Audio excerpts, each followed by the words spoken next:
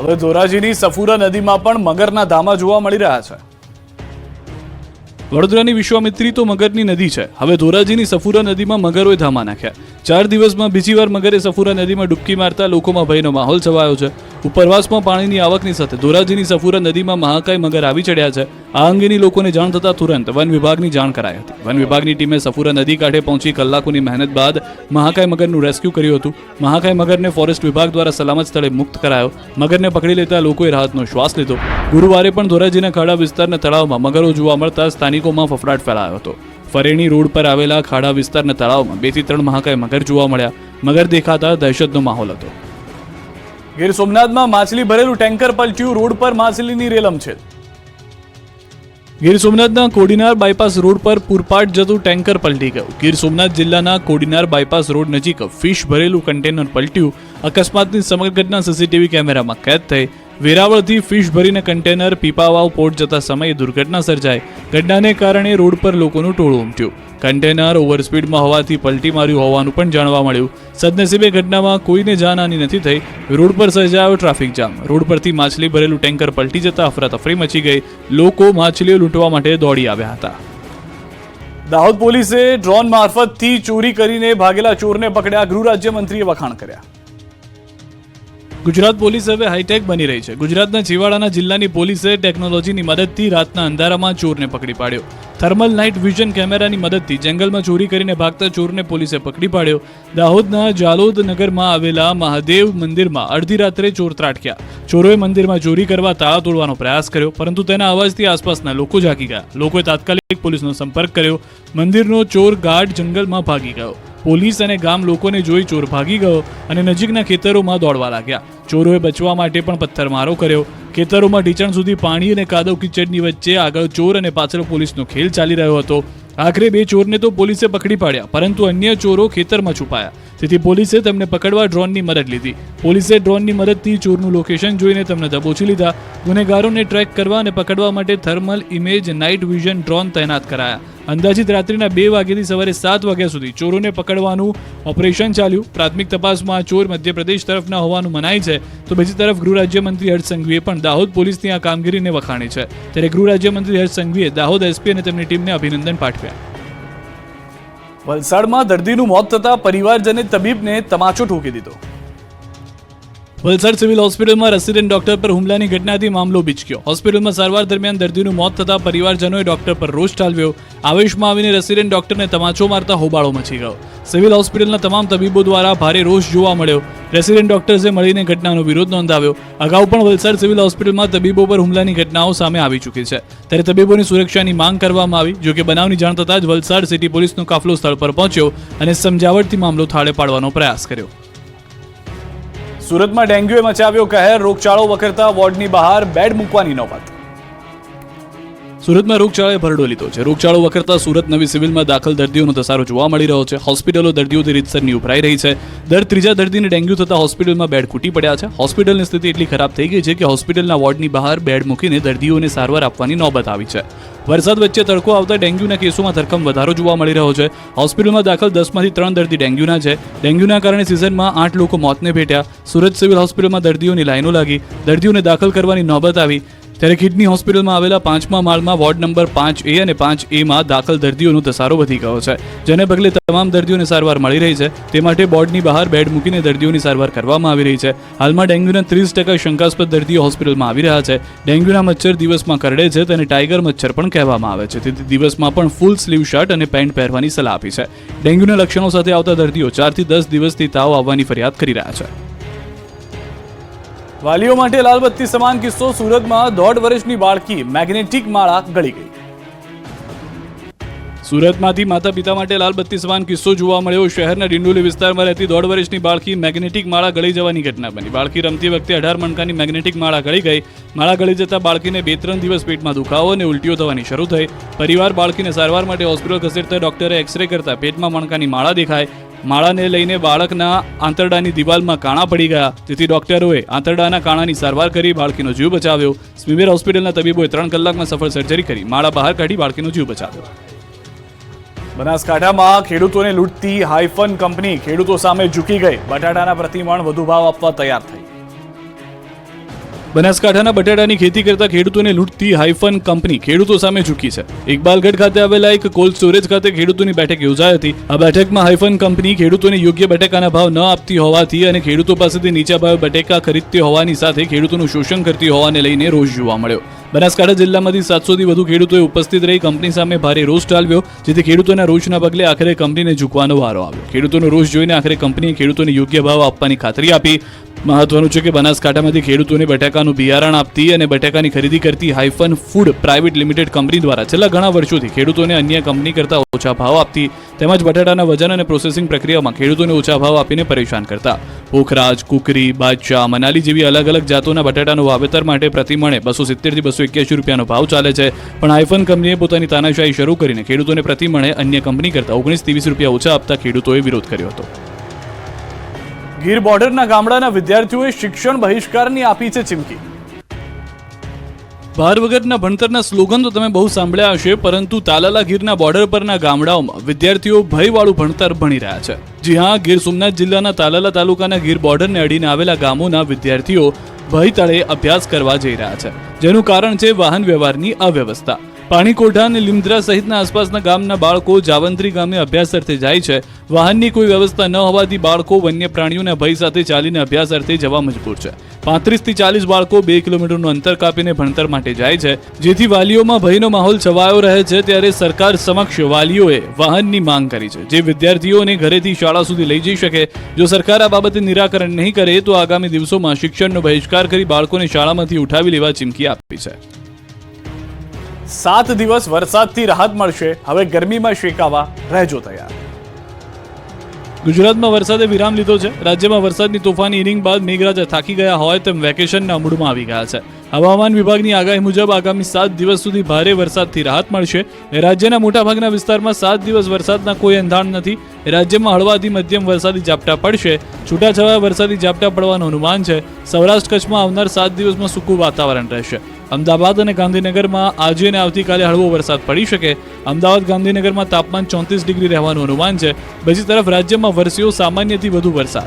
1 જૂનથી અત્યાર સુધીમાં 40 ઇંચ વરસાદ પડ્યો. રાજ્યમાં 46% વધુ વરસાદ ખાબક્યો. ગુજરાત પ્રાંતમાં 46% વરસાદ વધુ નોંધાયો, જ્યારે સૌરાષ્ટ્ર કચ્છમાં 73% વધુ વરસાદ પડ્યો. રાજકોટમાં એક દાદા 30 મિનિટમાં ઝાપટી ગયા 19 લાડવા, મહિલાએ આરોગ્યા 10 લાડુ. રાજ્યભરમાં ગણેશ મહોત્સવ ચાલી રહ્યો છે, ત્યારે રાજકોટમાં ગણેશ મહોત્સવ અંતર્ગત શહેરના રેસકોર્સ રોડ પર ભાજપ દ્વારા સિદ્ધિ વિનાયક ધામ ગણેશોત્સવનું આયોજન કરાયું છે, જેમાં વિવિધ સ્પર્ધાનું આયોજન થાય છે. સિદ્ધિ વિનાયક દ્વારા સતત 16મા વર્ષે લાડુ સ્પર્ધાનું આયોજન કરવામાં આવ્યું, જેમાં માત્ર 50 કિલો વજનના વડીલ ગોવિંદ લુણાગરિયાએ 19 લાડવા ઝાપટીને યુવાનોને પણ શરમાવી દીધા. તો ઘીથી લથબથ લાડુ ખાવામાં મહિલાઓનો પણ દબદબો જોવા મળ્યો. આ સ્પર્ધામાં 43 વર્ષીય સાવિત્રીબેન યાદવ 10 લાડવા આરોગી વિજેતા બન્યા, જ્યારે કે બીજા ક્રમાંકે 14 લાડુ આરોગનારા અશોક રંગાણી રહ્યા. 19 લાડવા આરોગી જનાર ગોવિંદભાઈ છેલ્લા 12 વર્ષથી લાડુ સ્પર્ધામાં ભાગ લે છે. તેઓ ખેતીકામના વ્યવસાય સાથે સંકળાયેલા છે. સાવિત્રીબેન યાદવ 6 વર્ષથી લાડુ સ્પર્ધામાં ભાગ લે છે, તેમજ દર વર્ષે તેઓ લાડુ સ્પર્ધામાં પ્રથમ ક્રમાંક મેળવે છે. લાડુ સ્પર્ધામાં 35 થી વધુ સ્પર્ધકોએ ભાગ લીધો. તમામ સ્પર્ધકોને સર્ટિફિકેટ આપ્યા, તેમજ વિજેતા ભાઈઓ બહેનોમાં પ્રથમ, દ્વિતીય અને તૃતીય ક્રમે આવનારને રોકડ પુરસ્કાર આપ્યા. ભાદરવી પૂનમનો મહામેળો હવે 16 કળાએ જામ્યો. 5 દિવસમાં 20 લાખથી વધુ ભક્તોએ મા અંબાના દર્શન કર્યા. વિશ્વ પ્રસિદ્ધ પવિત્ર યાત્રાધામ અંબાજીમાં ભાદરવી પૂનમના મહામેળા પ્રસંગે ભક્તિ, શક્તિ, તપ અને શ્રદ્ધાનું જાણે ઘોડાપૂર ઉમટ્યું. ત્યારે અનેક સંઘો માતાજીને અર્પણ કરવા ધજાઓ લઈને નીકળ્યા. ભાદરવી પૂનમનો મહામેળો હવે 16 કળાએ જામ્યો. દૂર દૂરથી પદયાત્રા કરીને અંબાજી આવતા માઈ ભક્તોમાં અંબાના દર્શન કરી ધન્યતા અનુભવી રહ્યા છે. અંબાજી જતા તમામ રસ્તા ઉપર ભરચક માનવ પ્રવાહ ભક્તિભાવથી અંબાજી તરફ ઉત્સાહભેર આગળ વધી રહ્યો છે. અંબાજી ખાતે મિની મહાકુંભના દર્શન જેવો માહોલ જામ્યો. અંબાજીના માર્ગો ઉપર હાથમાં ધજાઓ, મનમાં માત્ર ભક્તિ અને આનંદ, ઉલ્લાસ અને લાખો માઈ ભક્તોના અંબાજી પગપાળા જતા અંબાજીના માર્ગો સુહામણા બન્યા. શક્તિપીઠ અંબાજી ખાતે ભક્તોનો મોટો ધસારો જોવા મળ્યો. અંબાજી આવતા તમામ માર્ગો માઈ ભક્તોથી ઉભરાઈ રહ્યા છે. નાચતા ગાતા ભક્તો હાથોમાં ધજાઓ લઈને અંબાજી મંદિરે પહોંચી રહ્યા છે. 5 દિવસ દરમિયાન 20 લાખથી વધુ માઈ ભક્તોએ મા અંબાના દર્શનનો લાભ લીધો. ત્યારે કર્ણાટકના કેટલાક સેવાભાવી લોકો સેવા કરવા અંબાજી પહોંચ્યા છે. અંબાજીથી 3 કિલોમીટર દૂર આ કર્ણાટકના 8 જેટલા સેવાભાવી લોકો ઇડલીનો કેમ્પ રાખી પદયાત્રી જતા શ્રદ્ધાળુઓને ઇડલી પીરસી રહ્યા છે. અંબાજી ભાદરવી પૂનમના મેળામાં 1,20,000ની નકલી નોટ ઝડપાઈ. ભાદરવી પૂનમના મેળાનો આજે 5મો દિવસ છે. ધૂમધામથી આ જગત જનની માં અંબાના ધામે ભાદરવી પૂનમનો મહામેળો યોજાઈ રહ્યો છે. ત્યારે મેળામાં ભક્તોની ભીડનો લાભ ઉઠાવવા એક ગઠિયાએ નકલી નોટો ઘુસાડી. ભાદરવી પૂનમના મેળામાં ભીડનો લાભ લઈ નોટો વટાવવા આવેલા યુવકને બનાસકાંઠા એલસીબીએ ઝડપી પાડ્યો.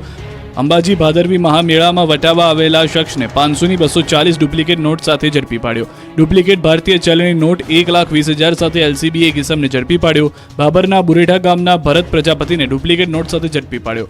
આરોપી પોતાના ઘરે કલર પ્રિન્ટરમાં નોટો છાપતો.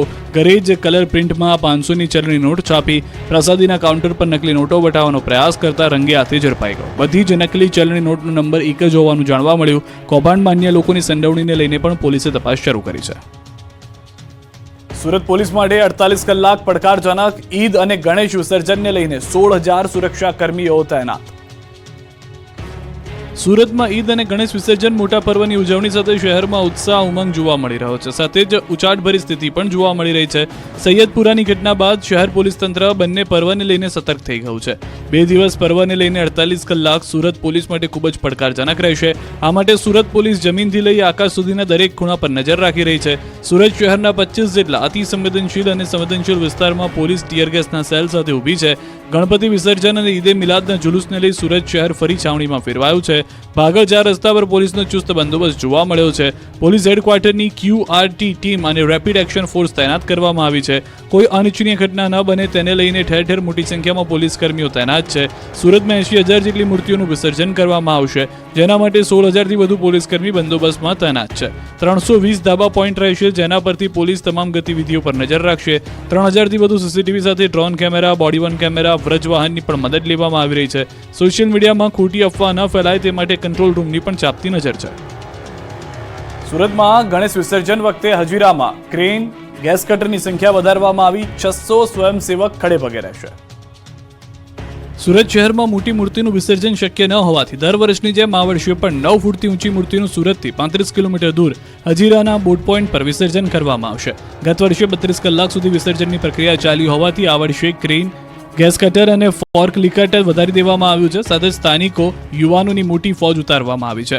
રાજ્યના સૌથી મોટા ગણાતા ગણેશ વિસર્જનની તૈયારીઓ હજીરામાં પૂર્ણ થઈ. સુરતના હજીરા બોટ પોઈન્ટ ઓવારા ખાતે વિસર્જન માટેની તૈયારીઓ કરાઈ. સુરત શહેર પોલીસ કમિશનર અનુપમસિંહ ગેહલોત સાથે ઉચ્ચ કક્ષાના પોલીસ અધિકારીઓ હજીરા ખાતે સમગ્ર સ્થિતિનો ચિતાર મેળવ્યો. આવતીકાલે તારીખ 17 સપ્ટેમ્બરે ગણેશ વિસર્જનનો કાર્યક્રમ યોજાશે. 12 મહાકાય ક્રેનની મદદથી ગણેશજીની મૂર્તિનું વિસર્જન કરાશે.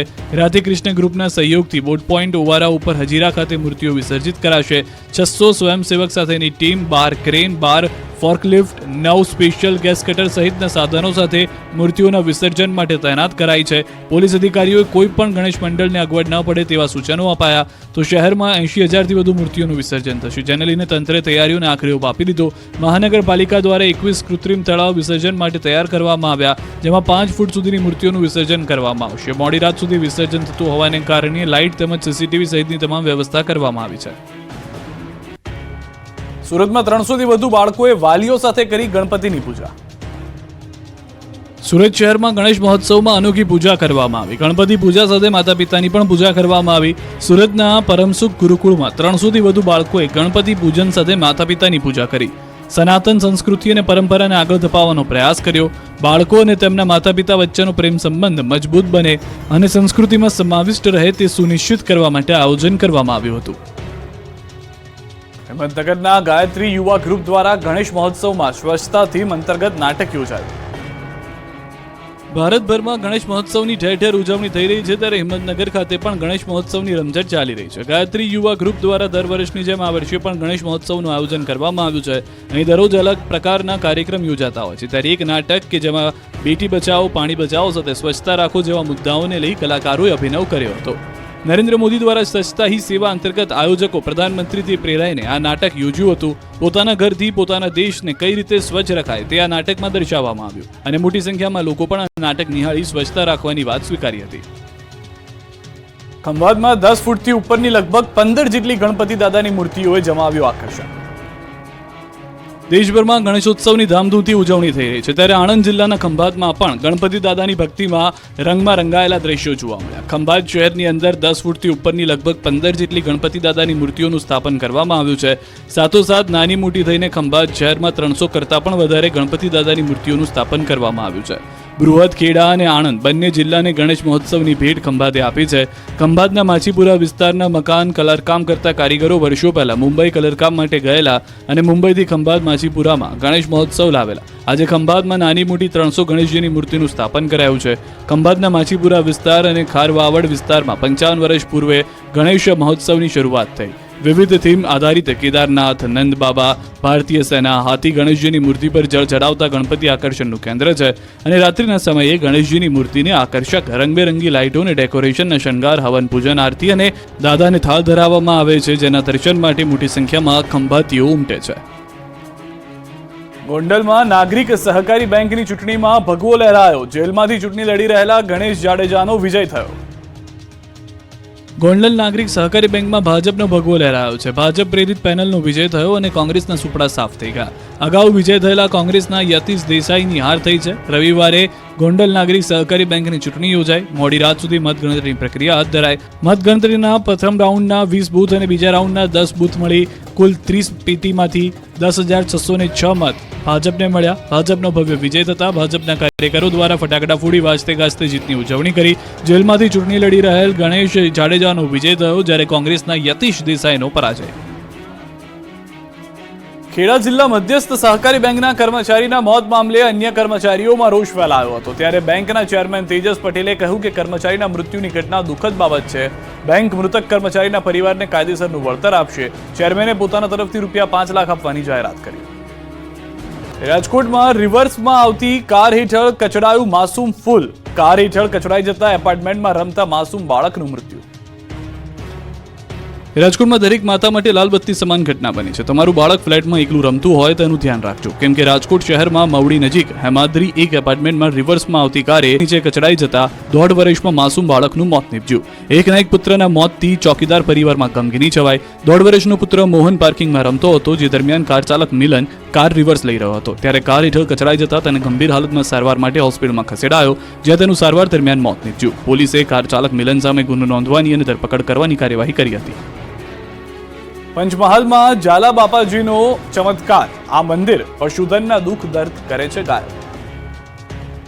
પંચમહાલ જિલ્લાના શહેરાના નાંદરાવ ગામમાં એક એવું મંદિર આવેલું છે જે દેખાવમાં ભવ્ય નથી કે અંદર ભગવાન માતાજીની પ્રતિમા પણ નથી, તો પણ છે અનેરું અને મહાત્મ્ય ધરાવતું. આ મંદિર દેખાવમાં સામાન્ય નાના ડેરા જેવું જ છે, જેમાં માત્ર એક જ દીપક પ્રગટાવવામાં આવે છે અને જે દીપક હજારો પશુપાલકોની આસ્થાનો દીપક વર્ષોથી બન્યો છે. આ મંદિર પશુધનના દુઃખ દર્દ દૂર કરે છે, ગાયબ કરે છે. દર વર્ષે ભાદરવા માસના બીજા રવિવારે એક મેળો યોજાય છે. આ પારંપરિક મેળાને ઝાલા બાપાજીના ધાર્મિક મેળા તરીકે ઓળખવામાં આવે છે. વર્ષમાં એક જ વાર યોજાતો આ મેળો હજારો પશુપાલકોની આસ્થાનું કેન્દ્ર છે, જે પશુપાલકોના પશુઓને ગર્ભધારણ કરવામાં સમસ્યા થતી હોય, જેના માટે આ મેળો અને મંદિર જાણે ભગવાન સ્વરૂપ છે. પશુપાલકો દવા સારવાર થકી પોતાના પશુ ગર્ભધારણ કરે એ માટે માતબર નાણાંનો ખર્ચ કરી હારી થાકી જતા હોય છે અને આખરે ઝાલા બાપાજીના શરણે આવી માનતા લેતા જ તેઓના પશુની તકલીફ દૂર થાય. ઝાલા બાપાજીના મંદિર ખાતે પૂજારી ધર્મેન્દ્રસિંહ દ્વારા પશુપાલકોની કાગળમાં થોડી સુખડીનો પ્રસાદ આપવામાં આવે છે. બસ પશુપાલકોની અતૂટ શ્રદ્ધા સાથે રાખવામાં આવતી માનતા રૂપી મનોકામના અહીં પૂરી થાય છે. અહીં પૂજારી દ્વારા પણ ₹1 લેવામાં કે માંગવામાં આવતો નથી. પશુપાલકો સ્વમેળે જ અહીં 5-10 રૂપિયા ભેટ મૂકતા હોય છે. છોટાઉદેપુરના પ્રજ્ઞાચક્ષુ ફિઝિયોથેરાપિસ્ટ ડોક્ટર યુસુફ વોહરા 20 વર્ષથી ક્લિનિક ચલાવી દર્દીઓને અવિરત સારવાર કરે છે. આજે ડોક્ટર યુસુફ વોરા, તેઓ જન્મથી દ્રષ્ટિહીન છે, પરંતુ દ્રઢ નિશ્ચય યુસુફને ક્યારેય પોતાની વિકલાંગતાને તેમના સપનાની આડે આવવા દીધી ન હતી. સખત મહેનત કરીને લોકોને કસરત કરાવી, આરોગ્ય અપાવી, સાથે સાથે દર્દીઓને મોટિવેટ પણ કરવાનું કામ કરી રહેલા વ્યક્તિ વિશે જાણીને તમને પણ તેમના પર માન થશે. યુસુફ વોરા ફિઝિયોથેરાપીનો અભ્યાસ કરી ડોક્ટર બન્યા અને છેલ્લા 20 વર્ષથી છોટાઉદેપુર ખાતે પોતાનું ક્લિનિક ચલાવે છે. ડોક્ટર યુસુફ પ્રજ્ઞાચક્ષુ હોવા છતાં જાતે જ સમગ્ર ક્લિનિકનું સંચાલન કરે છે અને ક્લિનિકમાંના તમામ ઉપકરણોને આસાનીથી ચલાવી દર્દીઓને સારવાર આપે છે. ડોક્ટર યુસુફ પ્રજ્ઞાચક્ષુ હોવા છતાં લોકોને તેમના ઉપર પૂરો વિશ્વાસ છે અને તેમની પાસે ઇલાજ કરાવી તેમની કાર્યશૈલીને વખાણે છે. Doctor Yusuf mobile, social media અને લેપટોપ જેવા આધુનિક ઉપકરણો પણ નિયમિત ઉપયોગ કરે છે અને સામાન્ય વ્યક્તિની જેમ પોતાનું જીવન ગુજારે છે. ડોક્ટર યુસુફનો કિસ્સો દ્રષ્ટિહીન લોકોની સાથે તમામ માટે પ્રેરણાદાયી છે. ભાણવડના પક્ષી પ્રેમીની કબૂતર સાથેની અનોખી મિત્રતા. તમે મિત્રતાની વાત તો બહુ સાંભળી હશે, પક્ષી પ્રેમીઓની વાતો જાણી હશે, નિહાળી પણ હશે, પરંતુ દ્વારકાના ભાણવડના આ પક્ષી પ્રેમીની વાત કંઈક અલગ છે. ભાણવડના પક્ષીપ્રેમી પ્રકાશભાઈની કબૂતર સાથેની અનોખી મિત્રતા જોઈ ગામ આખું દંગ રહી ગયું. પ્રકાશભાઈ સાથે કબૂતરની એવી મિત્રતા થઈ ગઈ છે કે આ યુવાનનો પીછો નથી છોડતું કબૂતર. પ્રકાશભાઈ જ્યાં જ્યાં તેની સાથે સાથે કબૂતર પણ ઉડતું આવી જાય. પ્રકાશભાઈ દ્વારા કબૂતરને બાઇક સાથે ડ્રાઈવ કરાવે છે અને પક્ષી પણ રાજી એમની બાઇક સાથે ડ્રાઈવ કરે છે. આ પ્રકારનો પક્ષી પ્રેમ જોઈ લોકો પણ જોતા રહી જાય છે. પ્રકાશભાઈ તેમના મિત્ર સમાન કબૂતરનું નામ રોકી રાખ્યું છે. ભાણવડના પ્રકાશભાઈ છેલ્લા 1 વર્ષથી સફેદ કબૂતરને ઉછેર